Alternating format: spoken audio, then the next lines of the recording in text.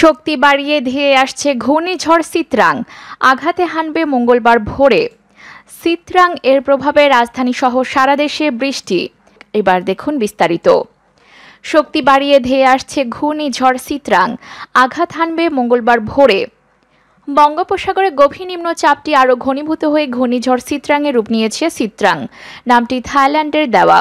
ঘূর্ণিঝড় আরও ঘনীভূত হয়ে উত্তর দিকে অগ্রসর হচ্ছে। আগামী মঙ্গলবার ভোরে ঘূর্ণিঝড়টি বাংলাদেশের উপকূলে আঘাত হানতে পারে। ভারত ও বাংলাদেশের আবহাওয়া অফিস জানিয়েছে, সিতরাংয়ের শক্তি ক্রমশ বাড়ছে। এটির কেন্দ্রের শক্তি বাড়তে বাড়তে ঘন্টায় 110 কিলোমিটার পর্যন্ত বাড়তে পারে। ঘূর্ণিঝড়টির যে গতিপথ, এতে এটি বাঁক খেয়ে বাংলাদেশের উপকূলের দিকে এগিয়ে আসবে। আগামী মঙ্গলবার বরিশাল অঞ্চলে আঘাত হেনে স্থলভাগে উঠে আসবে। তবে এখনও প্রায় উপকূল থেকে 700 কিলোমিটার দূরে অবস্থান করছে এটি।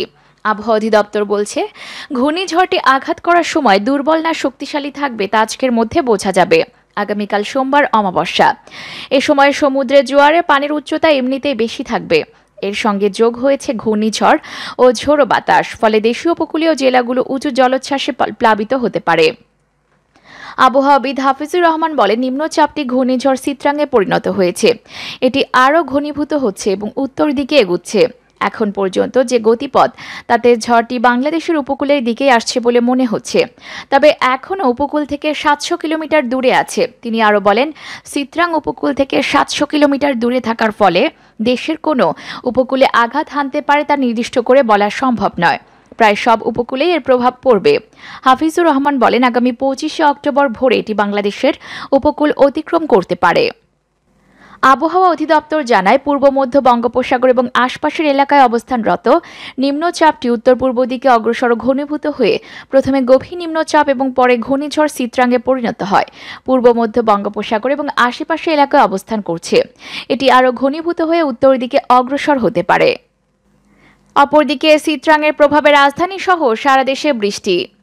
বঙ্গোপসাগরে সৃষ্ট ঘূর্ণিঝড় সিতরাংয়ের প্রভাবে রোববার মধ্যরাত থেকে রাজধানী ঢাকা সহ সারা দেশে হালকা থেকে মাঝারি ধরনের বৃষ্টিপাত শুরু হয়েছে।